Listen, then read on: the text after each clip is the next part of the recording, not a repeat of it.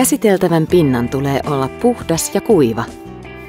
Puhdista pinta kätevällä eliksi kalustepuhdistajaspreillä.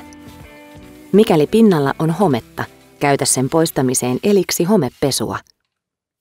Levitä öljyä tasaisesti pinnalle. Pyyhi ylimääräinen öljy pois kuivatulla pensselillä samalla jälkeä viimeistellen ja anna kuivua. Öljy muuttaa puun ulkonäön kauniiksi. Testaa tuotetta aina pienelle alueelle ennen lopullista käsittelyä. Varmista, ettei kalusteita ole aikaisemmin käsitelty balsamin imeytymistä estävällä aineella, kuten lakalla tai maalilla. Imeytymistä estävä aine tulee poistaa ennen käsittelyä. Puhdista pihakalusteet kesän aikana siitepölystä ja muusta liasta. Uusi käsittely tarvittaessa.